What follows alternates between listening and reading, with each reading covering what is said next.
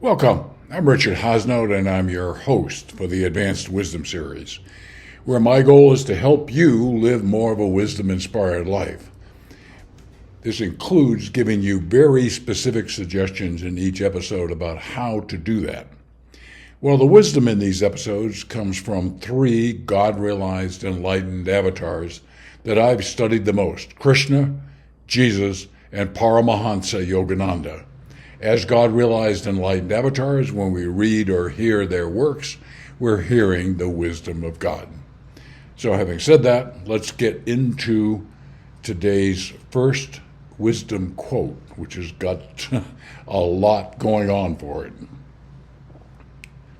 Ignorance is hell, as it engenders all manner of evils and burns away wisdom. True knowledge and wisdom are the source of salvation from the miseries of the human condition. To inhibit the potential unfoldment of anyone's soul wisdom by a strong suggestion of ineptness is to do them great wrong. Ignorance is hell because it creates all kinds of choices that are not serving both the individual and the person and the people that are around the individual. Wisdom, the definition of wisdom that I get from the great wisdom traditions, is knowledge of God. And that's why they talk about, in this particular quote, true knowledge and wisdom are the source of salvation from the miseries of the human condition. And that's why I try and help you so much to live a wisdom-inspired life. Okay, ignorance isn't good, so how do you overcome it? Well, first, start recognizing and acknowledging that you're ignorant. This happened for me a few decades ago when I realized I was extraordinarily ignorant of about 99.99% of what there is to know. What that did for me was open up a new world of learning and possibilities. And since at that time I was working in the innovation business, had an innovation company inventing new products, recognizing that opened up great new possibilities for inventing new products, for example. Okay, so recognizing and acknowledging ignorance.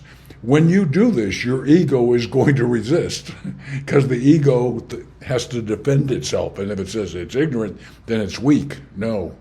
The soul, which is that spark of divinity in all of us, is where wisdom resides. Okay? And wisdom, we want wisdom to take over control and be the guidance system for our lives. And that's what happens in a wisdom-inspired life. The second thing you do is start developing some critical thinking skills. Learn to evaluate information critically. Okay? Don't be so accepting. There are so many different sorts of perspectives and sources that can help you loosen the grip that some ignorant thoughts and ways of thinking have on you.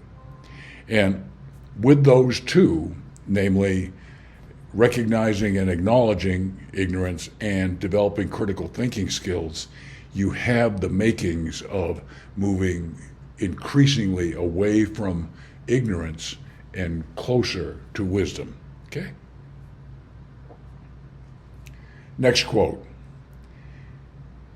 To behold anyone as an enemy is to eclipse the presence of God residing in that person's soul. A wise man does not lose the consciousness of the omnipresence of God by being unable to see Him, capital H, in everyone, even when he, capital H, is hidden behind the smoke screen of hatred with which an enemy brother surrounds his heart. I really, really want to strongly encourage you to listen to this quote again. It has the power to change your entire relationship with friend, enemy, and all that sort of stuff. Again, To behold anyone as an enemy is to eclipse the presence of God residing in that person's soul. Your enemy has a soul that is a spark of divinity like yours, okay? A wise man does not lose the consciousness of the omnipresence of God by being able to see him in everyone, even when he's hidden behind the smoke screen of hatred by which an enemy brother surrounds his heart, okay? This can fundamentally change your life, okay? So, how do we go about recognizing the omnipresence of God? Well, start by developing spiritual awareness.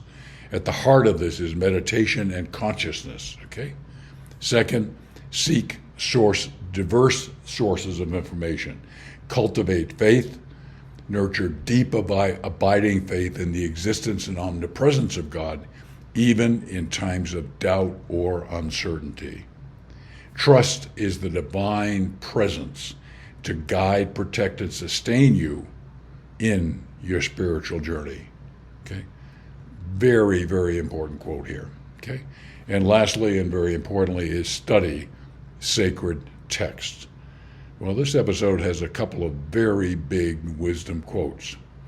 Thank you very much, as usual, for listening to these episodes, and I look forward to reconnecting with you soon.